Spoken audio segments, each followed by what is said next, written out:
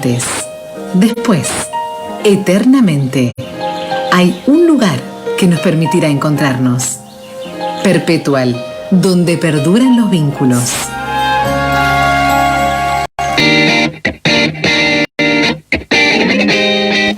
Gustavo Germán Largayoli es un empresario que tiene una producción avícola, criadero de pollos en la localidad de Zampacho, es productor agrícola también, y está acusado de, por ardides, engaños, hacer que 6 personas provenientes de la provincia de Corrientes y en situación de vulnerabilidad fueran sometidas a una esclavitud laboral, por la cual, a partir de la instancia promovida por UATRE, se iniciara una causa por trata de personas. Está en pleno desarrollo en el Tribunal Oral Federal de Córdoba el juicio. El fiscal general ha solicitado 10 años de prisión efectiva para Largayoli. Vamos a saludar al fiscal Carlos Gonela. De este lado, Guillermo Jeremía, del programa Así son las cosas de Río Cuarto por la Gospel. Buen día, ¿cómo le va, fiscal? ¿Cómo anda usted? Hola, Guillermo, ¿qué tal? Buen día, un gusto saludarte y a la audiencia de tu programa. Bueno, el dueño del criadero Pacífico es considerado por el fiscal, que va a dialogar con nosotros, como autor responsable del delito de trata de personas con fines de explotación. Bueno, porque tenemos entendido, y ese es el motivo de la llamada, hay pruebas contundentes de esta situación, fiscal. Sí, así es. Nosotros hemos emitido nuestras conclusiones la semana pasada. El día 17 de abril continúa la defensa que va a hacer sus alegatos y nosotros pedimos en nuestras conclusiones, como ha dicho, la pena de 10 años de prisión. Y algo que es muy importante en cuanto al paradigma por el cual transita la problemática de la persona ecológica es una indemnización para las víctimas que se calcula comparando con la regulación jurídica del salario aplicable a la actividad, en este caso la producción de carne avícola, comparándola con el tiempo y en las condiciones de explotación en las que estuvo, ¿no? Entonces eso nos dio a nosotros un parámetro en base a un coeficiente que nosotros analizamos para fundar el pedido de reparación integral a cada una de las víctimas, de las 6 víctimas que estuvieron en situación de explotación. En total son más de 50 millones de pesos los cálculos que nosotros hemos arribado y que hemos pedido al tribunal que condene, ¿no? Que aplique. ¿El Largayoli continúa en libertad? ¿El proceso lo ha mantenido en esa condición? Sí, él estuvo detenido y después, por el transcurso del tiempo, porque es una causa que ya tiene algunos años, él recuperó su libertad y está actualmente transitando el proceso en libertad. En libertad. Fiscal, ¿qué pruebas hay por las cuales esta acusación? Hay muchas pruebas, fundamentalmente de víctimas. Este proceso se inicia por la denuncia que ingresa a la línea 145, que está especialmente dispuesta para casos de trata, por parte de una mujer que trabaja en la comunidad de Zampacho, que cuenta que llegó una víctima en mal estado, desalineado, una mujer con hijos menores, prácticamente descalza, con miedo, y le pidió que le llamara por teléfono de noche porque era el único momento en que podía hablar, y ahí le cuenta que estaban privados de su libertad en ese lugar, bajo amenazas, bajo coacciones, y se armó un dispositivo con participación de funcionarios de la comuna para poder rescatarla. Fue bastante impactante ese relato. Ahí lograron acomodarla e embarcarla a Corrientes. Eso fue el disparador. Se empieza la investigación y después surgen los testimonios de otras víctimas más, bueno, que relataron durante el juicio oral, ¿no? Que las condiciones en que ellas trabajaban, entre comillas, ¿no? Las trataron bajo engaño, les ofrecieron determinadas condiciones laborales que después no se cumplían.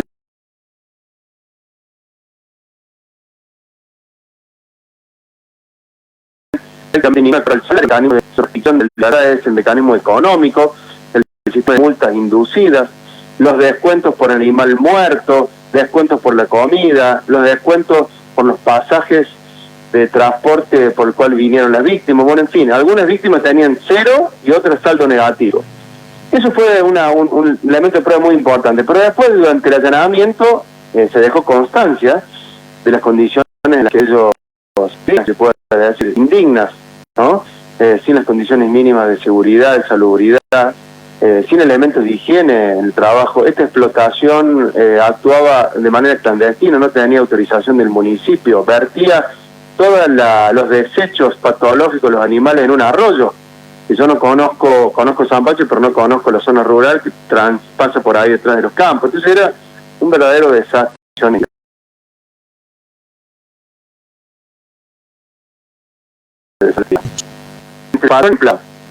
Él dijo que no negó que él tuviese personas en esas condiciones, negó malos tratos, bueno, en fin, las personas que están acusadas tienen derecho a defenderse como sea. Esa fue la versión del acusado, que nosotros consideramos que no tenía ningún respaldo en la prueba, sino todo lo contrario, ¿no? Gente que estaba en el entorno del empresario o la propia localidad, además de esta denuncia anónima, también declaró a veces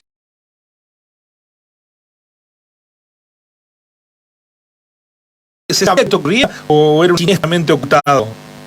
Mira, hay testimonios de la señora que es la que hace la denuncia, que yo te contaba, que trabaja en un dispositivo de salud.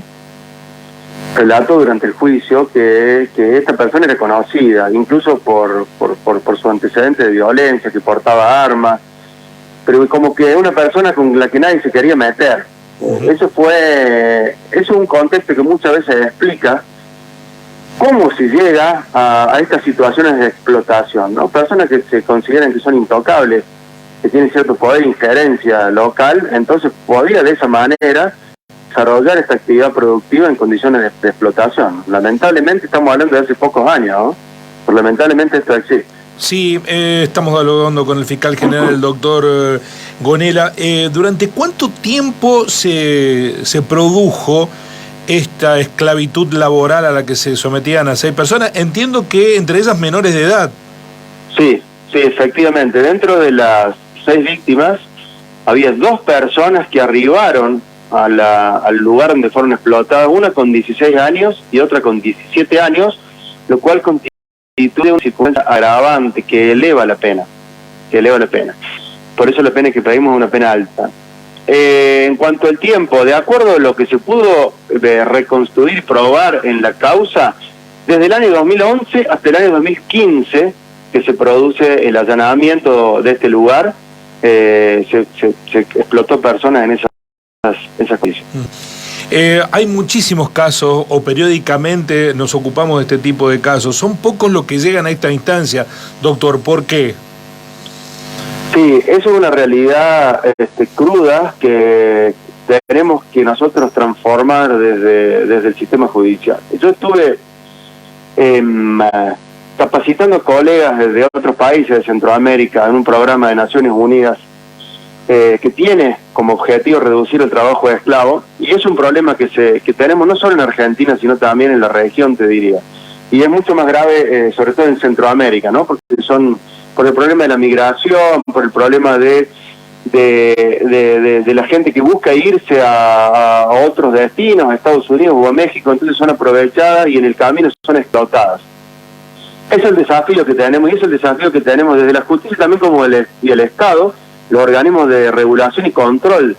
Me refiero a la Secretaría de Trabajo, Ministerio de Trabajo, el organismo de recaudación impositiva, previsionales, que está trabajando, se está articulando para estar más en contacto entre nosotros, para que una inspección laboral, que en el marco de una función administrativa pueda activar una denuncia penal por trata, de manera de estar más cerca y evitar que se sigan produciendo este tipo de fenómenos, sobre todo en zona sur, donde sí tenemos conocimiento que hay en torno a actividades productivas de tipo rural, se dan estas situaciones que son lamentables, ¿no?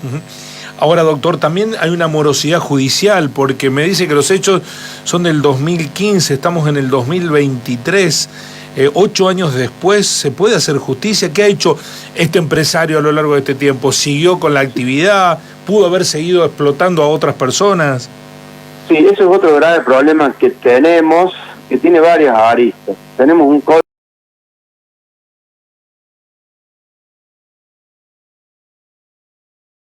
Código Procesal Penal es un diseño. Entonces, no depende de la voluntad de operadores judiciales, que sí, hay que reconocerlo.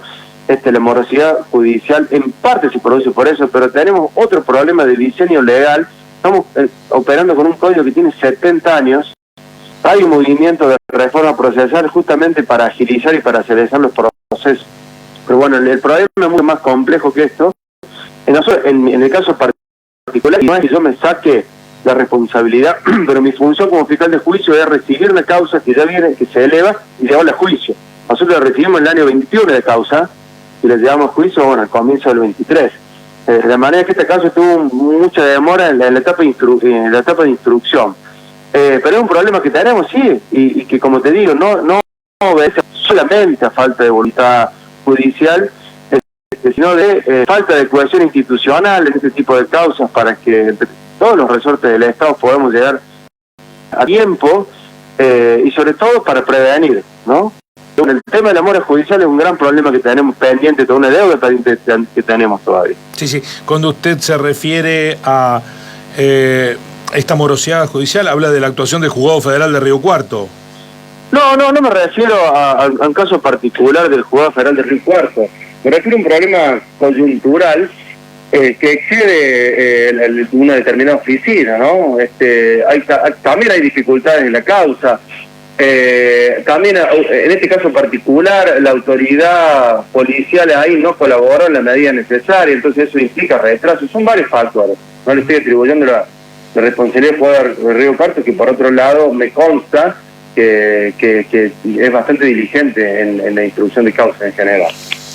Fiscal, para finalizar, ¿qué puede pasar con este empresario? Porque ahora tienen la instancia de alegatos de la defensa, entiendo, y después vendrá la resolución, la condena del tribunal, pero después puede apelar. Tiene una o dos instancias más, con lo cual el proceso puede durar años. Sí, como todo proceso penal, la defensa, la persona que está acusada tiene un montón de derechos, y una vez que hay sentencia, si es condenatoria, como han mencionado, tiene derecho a recurrir esto ante un tribunal superior, que es la Cámara Federal de Casación Penal, y le queda la última instancia a la Corte. Pero como la trata de personas es una problemática delictiva que está en la agenda y es una prioridad, generalmente en estos casos las instancias recursivas no se demoran tanto tiempo, así que esperemos que en este caso, si tenemos condenas, que es lo que corresponde, porque tenemos muchos elementos de prueba, no se demore tanto ya en esta etapa. Fiscal, muchísimas gracias. Queríamos detenernos particularmente en este caso, porque hoy que estamos hablando mucho de delito, inseguridad, y que las cámaras abundan con imágenes de estas situaciones, se habla poco de este tipo de delito, que también son formas de inseguridad, ¿no? Y de sometimiento, pero que pareciera estar protegido por alguna campana. Absolutamente. Yo estoy a disposición para hablar siempre de estos temas, ustedes saben, así que a la orden. Le mando un abrazo. Lo sabemos, lo agradecemos, muy amable. El fiscal general Carlos Gonela, a propósito del productor avícola de la localidad de Zampacho, a quien le ha solicitado 10 años de prisión y más de 50 millones de pesos de indemnización.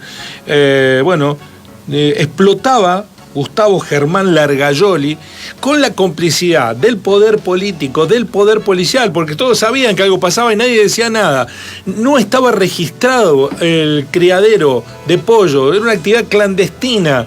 Tiraba los residuos, un delito ambiental de por medio del criadero, un arroyo, contaminaba, todo junto. Bueno, está en la portada de los diarios. ¿Es tema tratado profusamente?